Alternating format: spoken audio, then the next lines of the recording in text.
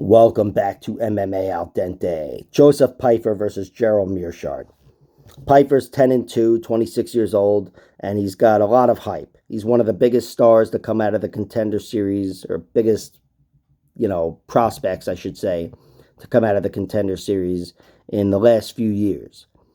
He was on that shitty card where they all went to a decision aside from his fight, and Dana White, I think, was extra disappointed by the whole card where he extra emphatically endorsed Joe Pyfer and told everybody to be Joe Pyfer.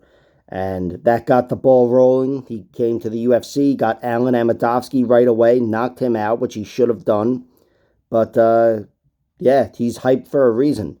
That's why he's favored to beat Gerald Meerschaert in his second fight in the UFC. He probably shouldn't even be fighting Meerschaert, let alone being favored. But here he is, and he's the favorite to win. He's only got 2 losses, Pyfer. One's an injury, which I dismiss. That was to Dustin Stoltzfus on his first Contender Series fight. And the other one is to Janovan Patti, this regional journeyman guy. I don't know if I'd call him a journeyman, but he's got a 7-6 record at this point. Still, he's a solid 7-6 fighter, and he submitted Pyfer in round 2 with a guillotine choke. If Meerschaert's going to win, that's probably exactly how he's going to win. And full disclosure, I'm betting on Meerschaert to win.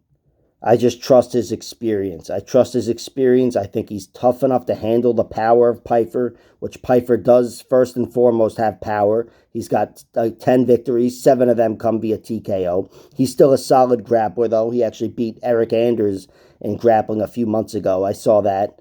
And he's still developing as a fighter. 26 years old, hell of an athlete. It's not out of the realm of possibility that he submits Meerschaert. Meerschaert, by the way, he's got 15 losses. 8 of them come via submission. It's just that the majority of those, 7 of them, come before he got in the UFC. At the UFC level, he's only been tapped once, and it was to Jack Hermanson, his guillotine, which is very forgivable. But Meerschaert, his primary weakness in the UFC, as far as durability goes, has been his chin. He was knocked out by Khamzat Chimaev and Ian Heinisch, and also Thiago Santos earlier on in his career. But nevertheless, when you look at the totality of his career, I wouldn't say Meerschaert has a weak chin at all. And it certainly held up well in his fight against Bruno Silva. Just another one of his late fight submission victories that he has in the latter portion of his UFC career. Meerschaert, the majority of his wins come by submission, 27 of his 35 wins. But in the UFC, a lot of those wins come later, second round, third round, because he's not the physical force that he was on the regional scene. And that's going to be the case here. He's not going to be the physical force in this fight.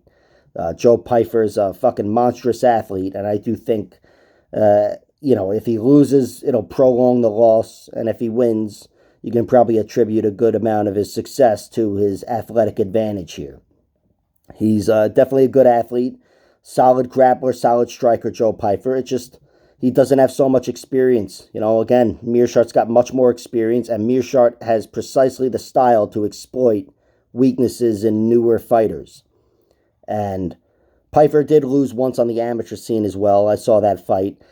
Whatever. He was out-wrestled, but I'm dismissing that because that was an amateur fight, 9 minutes long, and many moons ago.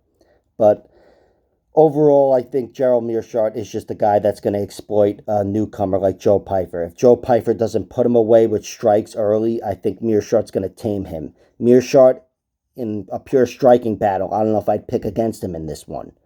I think the power is really where his disadvantage lies. But technically, I think Meerschaert's a hell of a striker, and I do think he's a guy, even on the feet, who can make Pyfer pay down the stretch.